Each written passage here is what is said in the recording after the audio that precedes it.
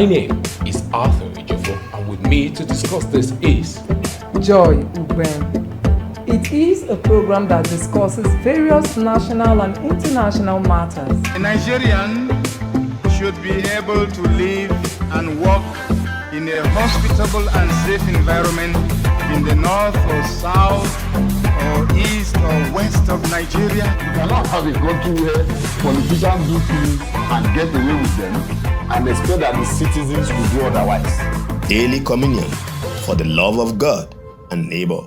Good morning, wonderful viewers at home, and welcome to yet another episode of our breakfast show, The Daily Communion. Today we have wonderful programs that will keep you glued to your television. I would like to talk to you about the trending issue globally and especially in Nigeria. And with me to co-host this program is Joy Ugben. Good morning. We are reaching you from Nigeria's capital city, Abuja, this beautiful morning. And like you said, we've got quite a number of activities lined up to do a bit of entertaining and keeping you informed. We'll begin the show right away as we take a look at words of affirmation, after which we will join Nelly, who is standing by for health tips. Stay with us.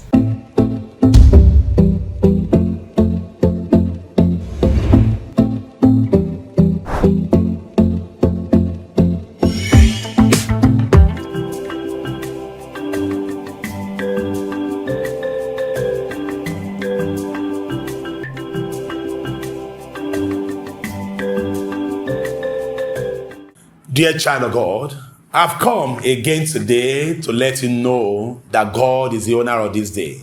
And it's a new day. It's a gift to you that God has given unto you.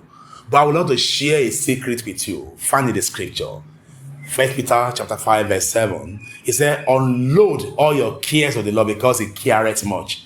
It means God cares about you. God does not neglect you, and he will never neglect you. But he will continue to tell you that you should put your trust and your hope in him. And what does he say to you, my dear brother, my dear sister, as you watch me this morning? Make sure you focus on the Lord. Don't focus on the load. Do you know something? God is bigger than the load. The Lord has even dominion over that load. God is in charge. Like I always tell people, relax. God is in charge. Go with this into the day, and you'll be a winner, you'll be a champion. God bless you.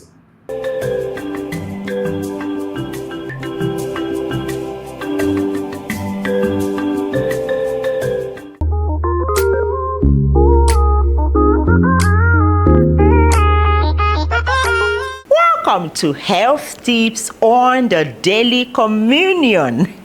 Expedient. I keep using that language to take care of your health. If you don't take care of your health, guess what? Sickness will invade your body like plagues and cut your life short. It is expedient that you take care of your health. Today, we are talking sweet dangers. Eating or consuming sweet things, excessively sweet things, added sugar can lead to various health hazards. The first danger you will be finding hazards will be mood swings. If you don't know, sugar, this sugary foods, added sugar causes us to have a lot of swings in our moods, okay? Sometimes you see some people, they become easily irritated. The next minute, they are anxious. It causes anxiety. It causes irritations and all that. And you are wondering, what's wrong with that one? You just might not know. It might just be the excessive sugar consumption that is causing those mood swing. And the second thing you will notice is you have insulin resistance, and it will lead you to type 2 diabetes if you keep consuming sweet things, added sugars long enough. This will lead to insulin resistance, increasing the risk of you developing type 2 diabetes. The number 3 thing is that it will lead to tooth decay. Sugary things can lead to gum disease or tooth decay, heart disease. Consuming high amounts of sugar can increase the risk of heart disease, including high blood pressure, high cholesterol, and heart attack. Number 5 is that it will lead to premature aging. There is this end products in our body that is called ages. It comes as a result of consuming sugary things. Number 6 will be the issue with the skin. Consuming high amounts of sugar can lead to skin issues, which include acne, premature aging, as we have already named. It also leads to hormonal imbalances. Sugar consumption can disrupt the hormonal imbalances, particularly insulin and cortisol in our system. What do you do? First thing first, stay away from added sugar. Reducing your sugar intake to a very, very minimal level will help you to stay away from these health hazards. Choose whole foods. Focus on whole, unprocessed foods like fruits, vegetables, whole grains, lean meat, proteins. It will be good for you to also cook at home. Prepare your meals in the house that you will eat it fresh. Those fresh foods are very good for your health. Prepare it fresh, eat it, and you will live healthy. Remember, a balanced diet with minimal added sugars can help you to mitigate the health hazard associated with sugary foods. There you have it. Now that we have educated and enlightened you, we believe that the information is at your fingertips and you will make the best of it. Take care of your health. The best day to take care of your health is today, and the best time is now, that you may stay well and for longevity's sake. Remember also to add daily fitness to everything you do. Now let's join our fitness segment and get going with the exercise of the day. I am Nelly Frank.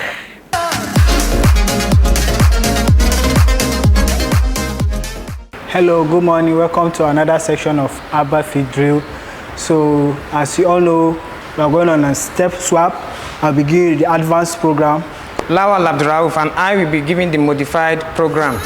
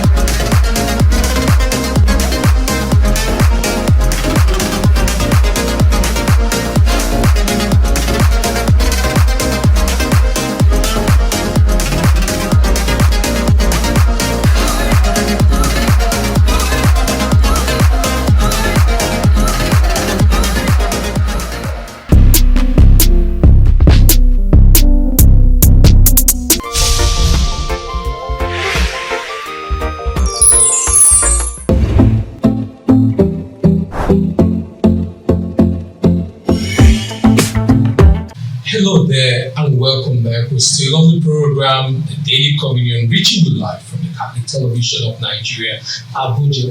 Our guest today is an entrepreneur, Dr. Mike Nwosu, ASM, who will be talking about the rising cost of living in Nigeria. And with me today is my co-host, Joy. Good morning. Yeah. Dr. Mike, like we said, is an entrepreneur, somebody that is very experienced and loves to talk about the contemporary policies in Nigeria. Dr. Mike, you're welcome to this segment. Thank you for having me. Fellow Nigerians, thank you and listen good. Well, I'd like to start by asking, how would you describe the rising cost of living in Nigeria? Well, thank you, my brother. First and foremost, let's look at the literary definition of rising costs. Rising costs of living in Nigeria is where the average Nigerians cannot afford the basic needs for the livelihood and the household. So it has been its reign since inception of democracy. Every day, things keep rising. Every day, things keep rising. As it stands today, an average Nigerians, 90% of Nigerians hardly can afford a 1 square meal a day. I think these factors emanated from the policy of the government. So I think as we go on, we'll elaborate more on that. Okay, you just talked about the policies of the government. What are the policies of government that has not been favorable or has fueled this rising cost of living in Nigeria? Let's talk about insecurity. We are told that Nigeria being a sovereign state, an average every Nigeria is expected to be secured and live free. Nigerians today are living in fear. Government has not put any adequate facilities, personnel that could protect the life and properties of Nigerians. So that affects the high cost of living because villages, Nigerians are in run. They are looking for shelter everywhere. Many of them abandoning their farms and other things that could lead to their means of livelihood. So it is part of government policy because it is the duty of government to bring out a policy that will protect every Nigerian as a citizen. We voted them, and one of the reasons of voting them in is to be secured. I think that is one. 2, today, you can agree with me that most of Nigerians, basically, let's use an instance for those living in Abuja. We hardly can afford to pay for the house rent. Many of us, some shop owners, they put goods in their shops they could not sell, and they want the money to sell goes to the landlord. Which I believe strongly that it is the duty of government to put a mechanism that can checkmate all these things. A friend of mine pays a house of 600,000 last year. As it stands now, he's running up and down looking for a house of 1 million naira, which he cannot see. And if time is not taken, they have been served the first time, the second one for, I think, an order from the court for recover. And when you mention landlord, they'll say cost of building material. A house that has been built for the past 20-something years, and they're telling you cost of building materials. So it is the duty of Nigeria by right to provide an adequate environment for people to live and live well. Can I take you back to your first statement? You said that the rising cost of living started with democracy. Talking about 1999. Yeah, in essence, you are trying to say that our cost of living started rising rapidly with democracy. Because if we are talking about rising cost of living, it's more or less, we should be talking about 3 to 5 years, and then recently, like 2 years ago, became rapid. But you said since the inception of democracy. Yes. During the military era, you agree with me that there's an estate in Abuja called Parempa. It was built under the military era. There was adequate transportation or facilities. We call it urban mass. It was provided by the then military head of state, Abacha.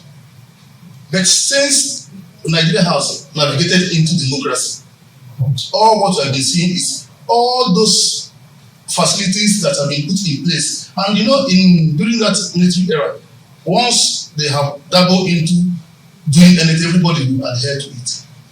Since we come into this dispensation, it is one problem or the other.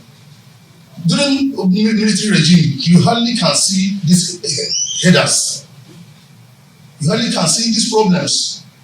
Niger Delta militia, IPOB, the rest of them, chasing people from their farmland.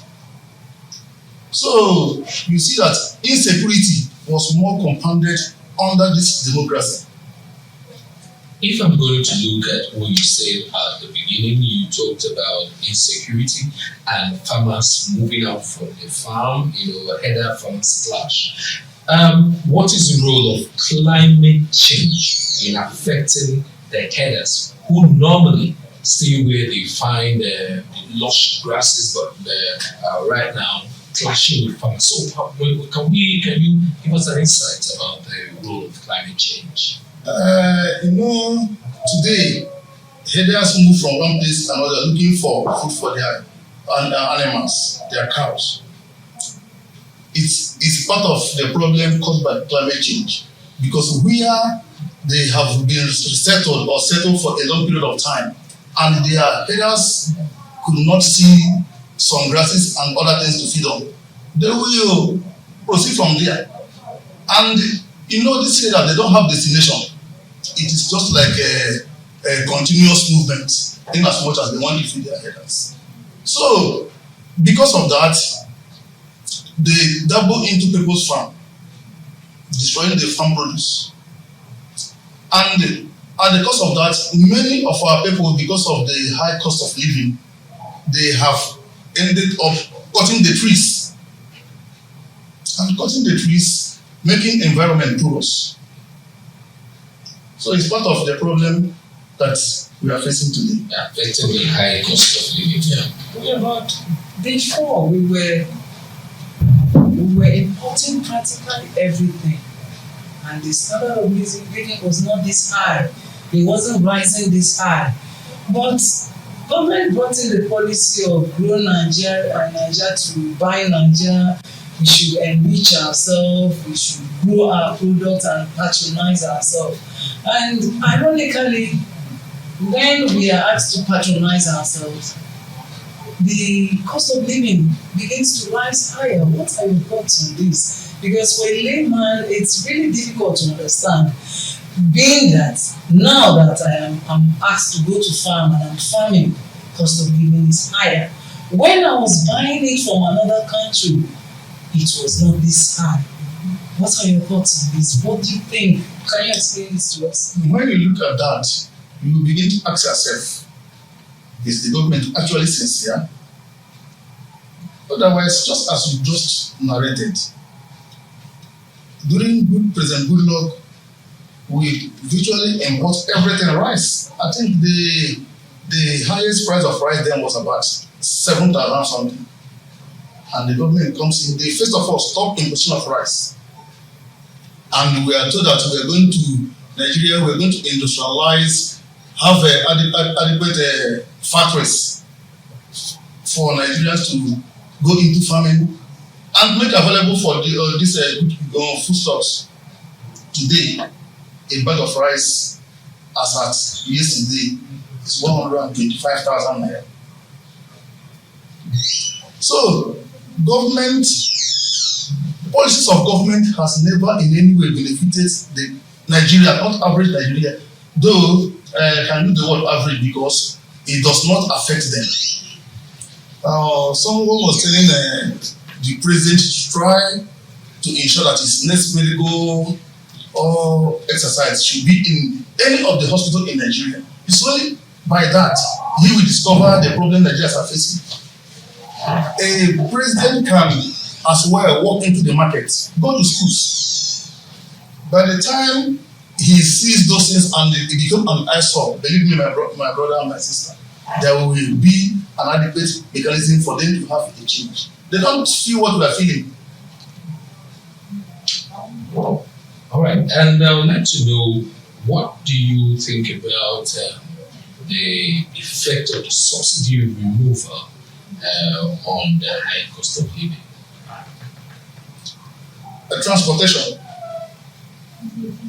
Transportation, because everything is centered on transportation. And two, I keep emphasizing and hammering on the government policy. You came in, you become in a haste to act, and once you are in a haste to act, you end up making mistake. Fuel subsidy is something that you have to plan. Even at the pronouncement of fuel subsidy, we are told that government is going to make provision for transportations. Today, what have you seen? I want to take us a little back. We just came back from Christmas. I was told that government paid for many major transporters for them to convey various different people to their different states. Did that solve problem? At the end of the day, what they ended up doing is enriching those transporters. While the subsidy you are talking about, you are robbing Peter to pay Paul. You put prices, remove subsidy, Nigerians are the ones suffering. Enriching the transporters, how? Yes, because they paid transporters in the name of subsidizing. How many people went? If they had either brought the price of fuel in filling stations, you understand? You see, people, you cannot decide the transport I'm going to follow to go to my home.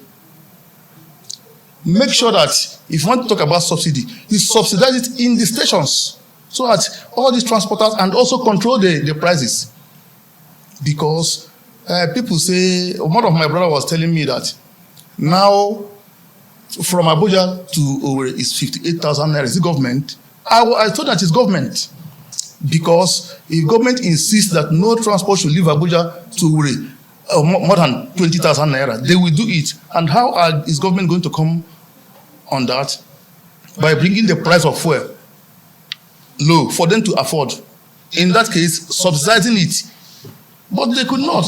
Yeah, but the government said that they cannot bring down the price of fuel because that means they will be paying, and it's not in the interest of Nigerians because of paying the importers, people that are importing the fuel, and that was why the subsidy was removed. But can we look at another angle? What is the health costs?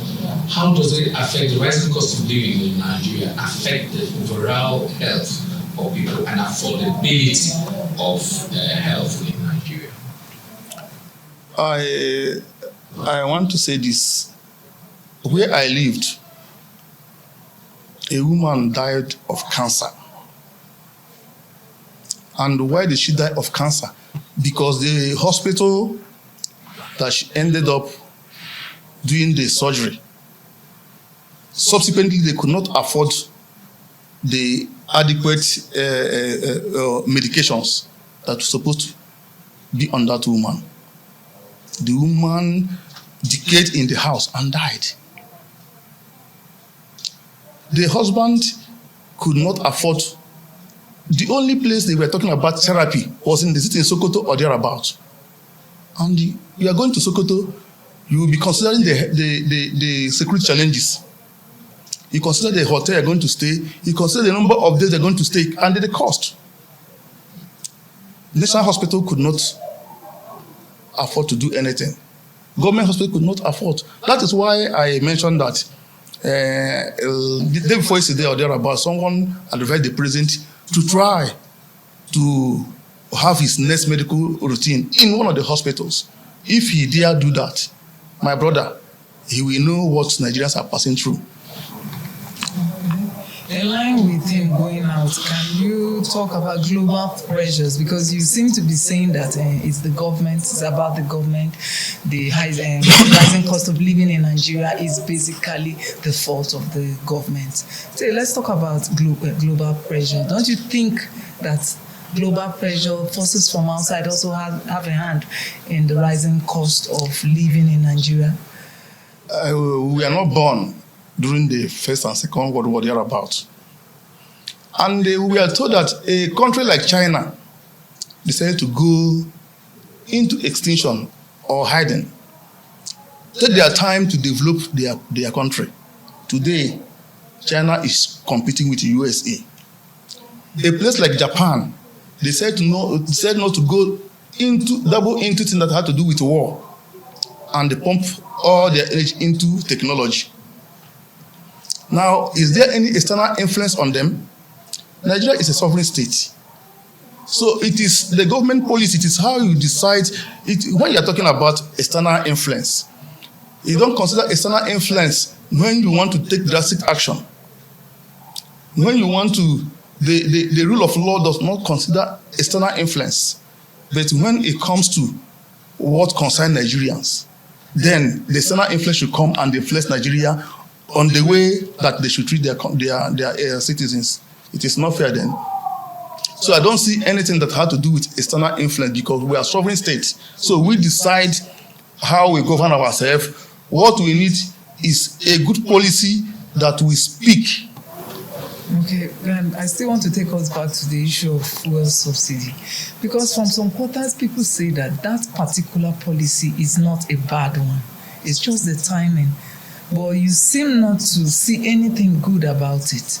It's just the timing that there are certain things government should have put in place before taking away fuel subsidy. There's no good time to act on illegality. There's no good time. Fuel subsidy is a wonderful thing. Everybody talk about removing subsidy. The same subsidy was removed, was it in 2017 or thereabout under Goodluck? And you see the pressure. You study the environment. You have to relax as a government before you can. It's a wonderful thing, because the cost of importation of those finished products to Nigeria is something else. But I said it here that the government promised going to make available logistics that to take care of that. So you cannot remove subsidy when those mechanisms are not being in place. Therefore, you acted in a haste and it's illegal. And everybody, every right-thinking Nigerian will not see it as something good, in as much as the implementation is wrong. So if government has taken enough time to study, bring those bosses, bring the price of commodities down, because it is still the policy of government. If the government of the day feel that a bag of rice should be sold 50,000 naira, that is where the subsidies goes. Equip those farmers, those factories, give them soft loan, let them go into production. My dear sister, there's no how you can suffer. You go to bank and borrow money and build a factory, and the government will come to decide or dictate how you are going to fix your price. It's only when they provided for you an enabling environment for you to operate, they will now direct on how you place your prices on that. So that is the problem. I somehow never had any issue of fuel subsidy. Where I have issue is that it was not properly done. We are all suffering it. But to talk about the fuel subsidy removal, you realize that Nigeria imports basically 90% of the fuel that we use in Nigeria. So it's being affected by the demand, the dollar supply demand factors coming. It's beyond the government to determine what exchange rates are, because it's determined by the powers of demand and supply. What are other intentional policies you think that the government of the day can bring in to alleviate the suffering of the masses currently? If what we need in this country is pronouncement of the president. Once the president pronounces anything, become government pronouncement. Factories, industries. My brother, if transporters are going from here now to Onitsha, they look at the potholes on the road. They consider after driving for how many kilometers they are going to alignment and weight balancing. They put the cost in their fare. So if government can see reason of building industries, factories, I think it will go a long way. It will really go a long way. Fix roads, schools, healthcare. Put Nigerian doctors or nurses, professionals are traveling abroad to go and work. And I have a friend of mine, my classmate. Go and see what that young man is doing in the village. Just 2 years he left the country. And these are the people we never valued in this country. So what is there that they are paying in that Nigeria? These are the things. Give them a very beautiful enabling environment to work, because they have been rated as among the best in the world. So if you have them, you can't go to any general hospital or government clinic. You don't see doctor. You don't see drugs. So you need to, the areas that need renovation, you come into it. Area that need manpower, you come into it. Then you will see the cost of drugs. Make drugs available. If a drug can be affordable to ordinary Nigerians, there are people, my brother, that they cannot afford to buy paracetamol because their children have not eaten. And every morning they ended up going to herbs, getting all these herbs to give their children. And they are damaging their kidneys and things like that. So government need to draw out measures to alleviate these things. Graduates are everywhere after serving a number of no work. While we have arable lands where they can put this, let's continue with the food. Herdsmen have driven people out of their farms. Those that are managed to do, you see what is happening. If there's security, and you give them soft loan to operate, they will employ these Nigerians to work. You will see that when everybody is occupied with something, my brother, you have alleviated some of the sufferings of Nigerians. Okay, I want to talk to you as a business person, because we have been talking about the consumers, and at a point you were talking about how government enriched some business people rather than giving it to the consumers. So as a business person, because we see that a lot of businesses in the country have packed up, especially the small and medium businesses, and then some multinationals like ShopRite and Microsoft, they have left the country. So as a business person, what are your thoughts on this? How is it for you business people, you who are providing the services for consumption? You go to the market today, I buy this 10 naira, tomorrow when I come, you are telling me 30 naira. And you are not, in fact, some of you still have goods, old goods, you are adding price. So I also want to hear you talk about this, because it seems like you are also part of it as business people. Yes, I thank you very much on this. Let's be realistically. Let us reason together. For me, as a businessman, anytime, any day you call on me, I hardly can see where I am wrong. The type of business I do is electricity generating. There's no electricity. You go to your shop by 8 o'clock, If they will be bringing light, they will bring light around 10. You end up buying fuel. My dear, I'm a barber. I'm a barber by profession, and I also run a laundry and dry cleaning. This entails light. Now, because of the urgency and the exigency that I have to handle my customer, I go out to buy a liter of fuel black market 1,300, and the bulb here 1,000 naira.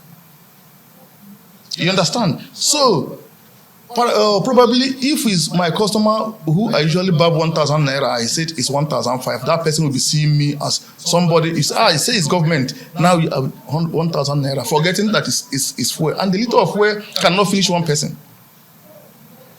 So I sat down and looked at it as a businessman very, very well, because when my friend said, it's not problem of government, it's problem of followers, I sat and analyzed it. I said that it is all problem of the government policy. Understand? If there's adequate electricity provided by the government, we pay. Now it's prepared meter. Whatever you consume, whatever you buy is what you consume at your time.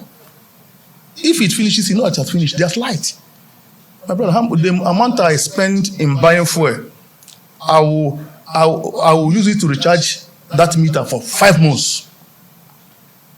So how you can see that somehow business people, it's never their fault. Landlord is fixing his house, a house that he built for 20 years ago. Today, you were paying 600.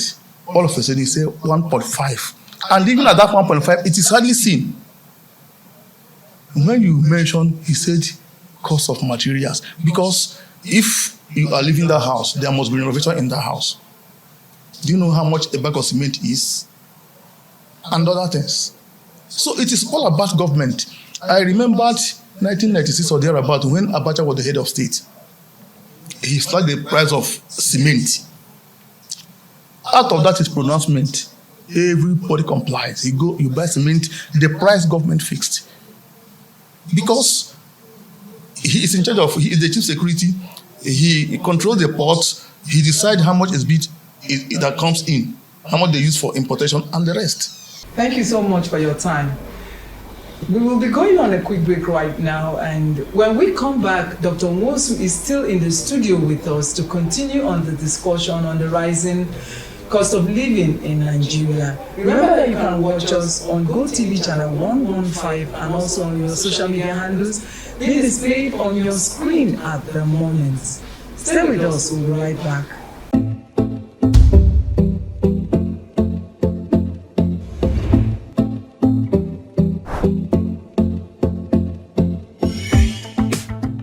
We will be right back. Please stay tuned.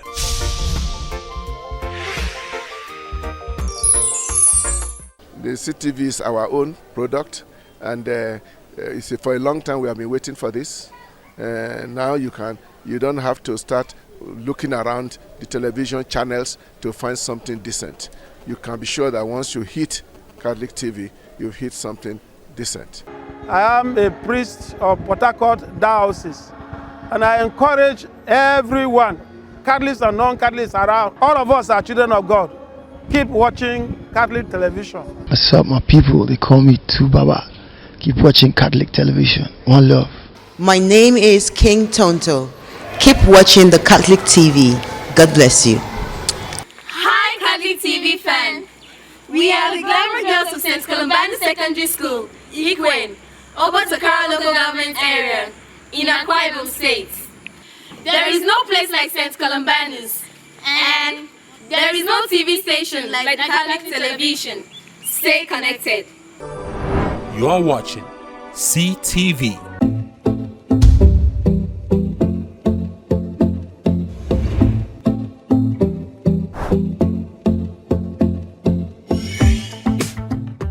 Welcome back, and thanks for staying with us. If you're just joining us, is the discussion segment of Daily Communion on Catholic Television of Nigeria, reaching you from Nigeria's capital city, Abuja, this beautiful morning. And we've been talking with Dr. Mike Nwosu, on the topic of the rising cost of living in Nigeria. So you've been talking about government this, government that. What role do we as individuals and other corporate organizations have to play in all this? Because I don't think we have to remain in this situation. We have to provide solution, because it doesn't look like this is going to come to an end anytime soon. Well, thank you, viewers. My sister, I thank you for this. However, it's all inclusive. The citizens and the leaders. Why it looks as if I'm talking about government, because we voted them in for good governance, good policy. Yes. And I want to also let you know that technocrats, individuals, they have been playing a vital role.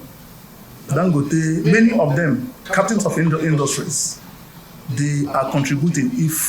I believe if the government can put in effort like Nigerians, individual Nigerians, who will move forward.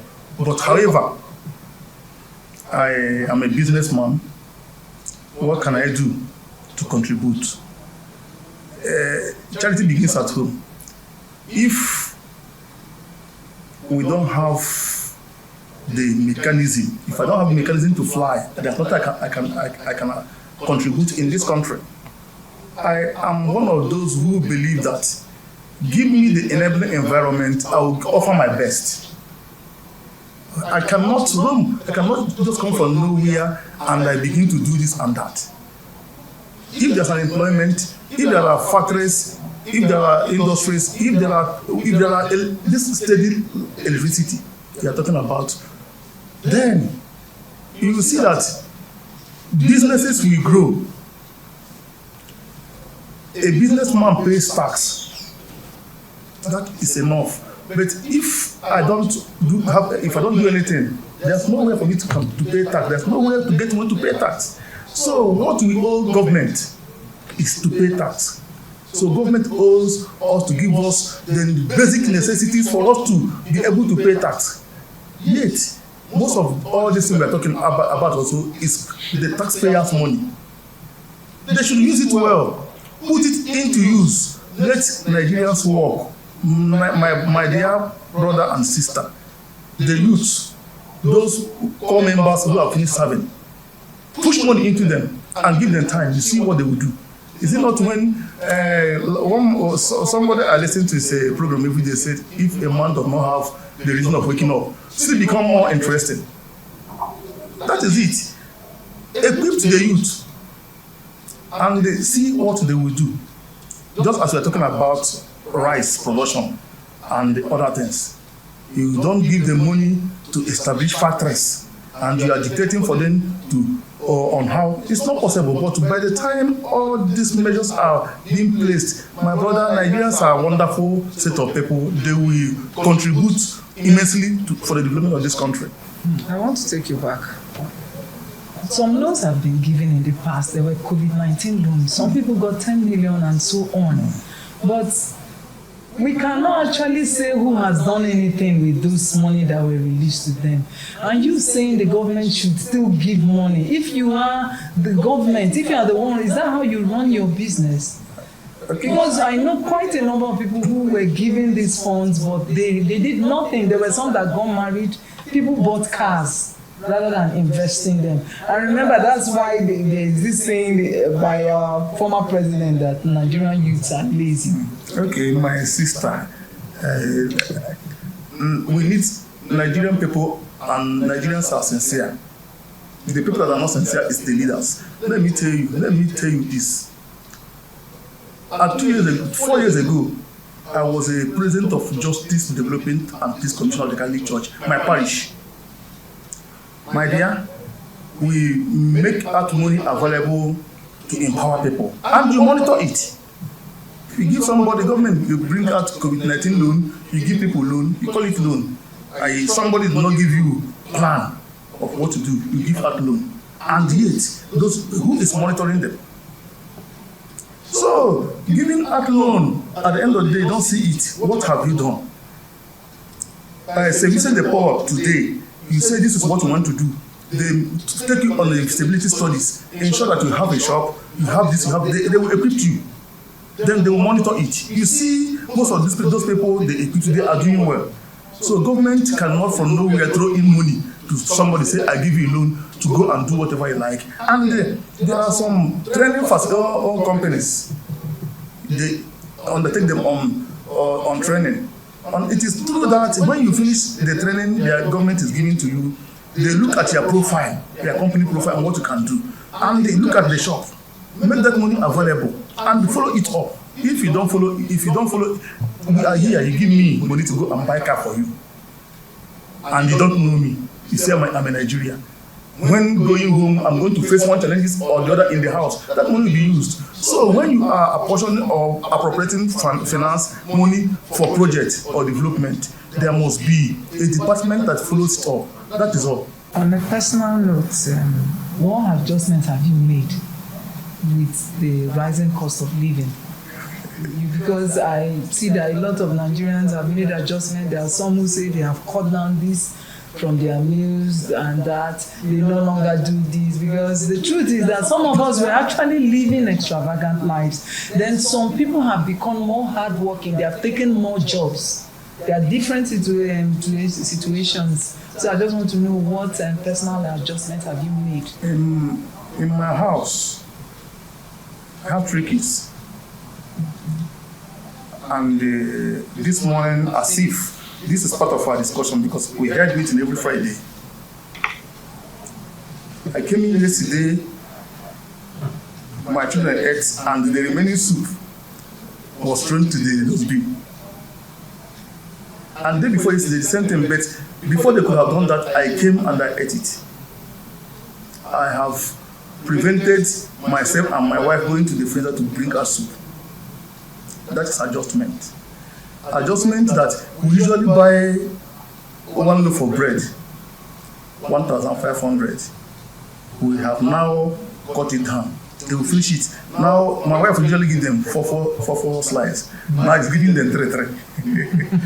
My shop, the business I run, my brother, if yesterday I on the gen by 8 p.m. If there's no light, I'm supposed to on them by 6. And between that 6 to 8, you may not have anybody to come and barb. But still, they need light to know that something is there. But I can't help it. So what I did was, how many hours can a liter of fuel take me? During that period, I on it. 1 hour, 2 hours, I close for the day. So it's a personal adjustment, and you have to, those who spend extravagantly, depends on if you are getting it anyhow, you spend it anyhow. But if you are actually suffering, knowing the high cost of living in Nigeria, it doesn't need any professor or school of thought to tell you that you have to cut down your spending. We have to. When I say proper solution, any solution, you have talked about some already, but I would want you to proffer solutions. Anything you feel can help the government concerning this rising cost of living, if you have more to add. It's not easy because that seat is also hot, and a friend of mine, when I was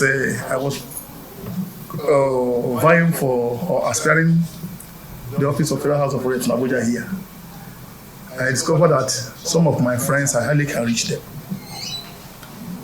One called me that this is how it starts. You are not avoiding us. If you get there, that he has shown me that I will discard them. You understand? That is where you now discover that by the time you grow, it's not as if you are discarding them, but the environment you find yourself will affect. Now, I believe that what we need to do is one, we should know that we are Nigerians before we can talk of anything. We are Nigerians, and whatever we can do to support. Somebody came to my shop today that he's a barber from Beluwe, Agatu. Herdsmen drove them out, killed the father, killed the mother. He has a son. He came back from Ghana. He's a barber that he's looking for a place where he's working. And I said, where do you live? He said, he lives in that shop. I cannot ask you to come here. I don't know you. Anybody I should. He said, no. I asked him 1 or 2 questions and he answered me. So I have decided to bring him in to stay in the shop and live there. Because if we are going to base the fact that everybody, if somebody you think is a thief may not be a thief, but that cannot stop anybody from being a thief. So that is the angles we should accommodate each other. The purpose of our living is to live for each other. We are human beings before we become Nigerians, and we are Nigerians before we can be of any tribe. So any angle we believe we can help without looking at government. Without looking at government is very important. We do. We know government has failed us, but we should not fail ourselves. Thank you. Okay. In just 30 minutes, say what to Nigerians concerning the rising cost of living, whatever you can advise them to do, because it has not been easy for all of us. 30 minutes is too much. I said 30 seconds. I beg your pardon. My countrymen, we know things are really hard in this country. Things are really hard. I feel the pains because he who wears the crown lies the head. I use yourself to put in another person's shoe, but let us be sincere to ourselves. Let us be patient with the government and do the best we can. Our effort, our best, can also make a change in our homes. Let's continue to pray for this country. One day God may hear our prayer. Thank you so much, Sam. Have a nice day. Thank you. Okay. All right, viewers, we've been talking with Dr. Mike Nwosu, who is a businessman, and he's been here talking with us on the topic, the rising cost of living in Nigeria today. We'll have to go on a quick break right now, and when we return, Daily Communion continues. Stay with us.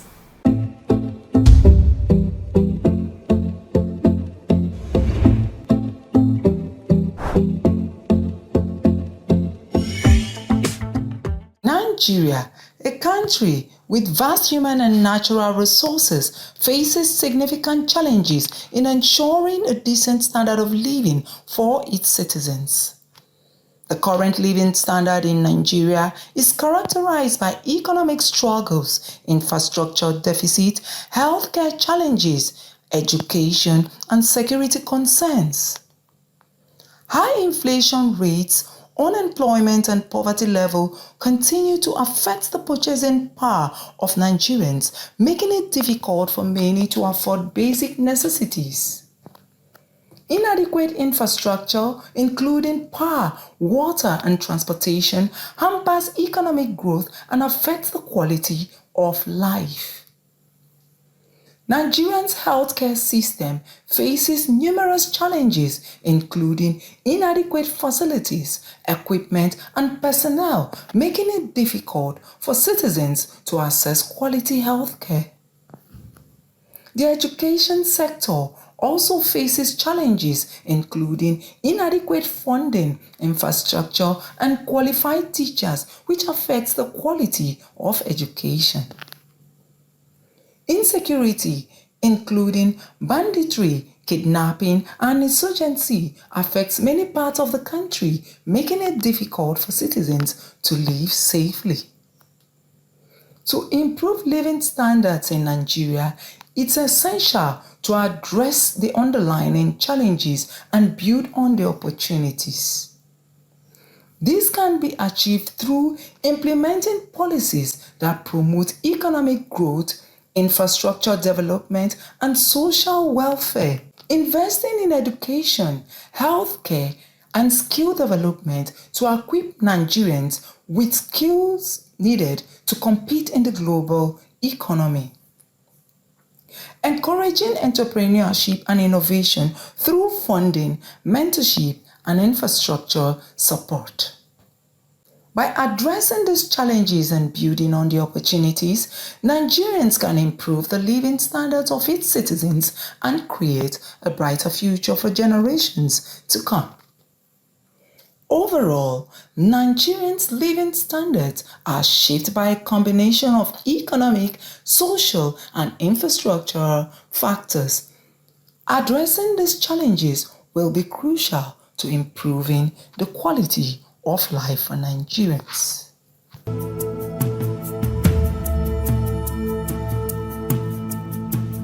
Here we stand as a people with one song, with one voice. We're a nation undivided and poised. We will take a stand and build our land in faith to defend what is ours. Here we are as a people with one heart for one cause. We're determined to rebuild and restore. Where freedom reigns and truth prevails. Our land where there's hope for us all. Our land where there's hope for us all.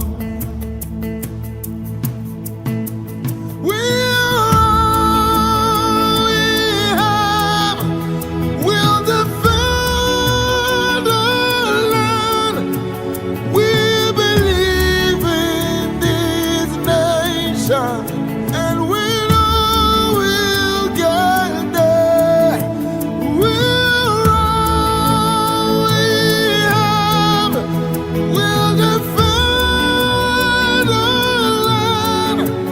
We believe in Nigeria and the promise she holds, and that one day we'll shine like the sun.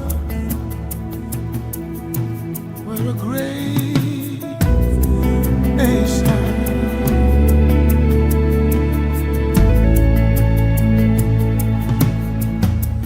Though we are many people, different tribes, different tongues, we're united in our strength and resolve to uphold the honor of our land and for generations to come, and for generations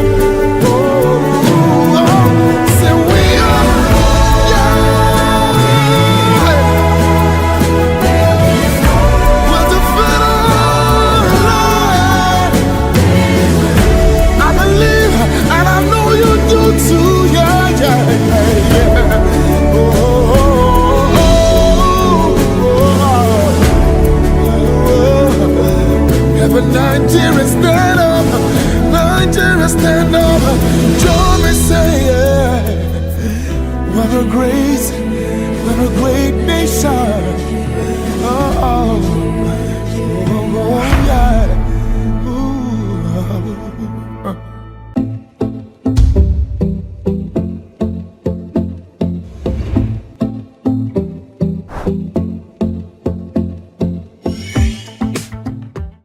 And now we've come to the end of this episode of the Daily Communion. I hope you had a wonderful time going through with us on this journey in this episode.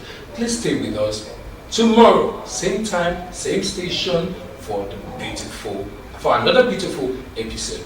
And I'm saying bye-bye. My name is Arthur, and with me here is Joy. Remember that you can now watch us on GoTV channel 115 and on our social media handles being displayed on your screen at the moment. I earlier on told you that you can also DM us. We'd like to hear feedback from you. What do you think about our show? Bye for now. We'll be available tomorrow morning, 7 a.m.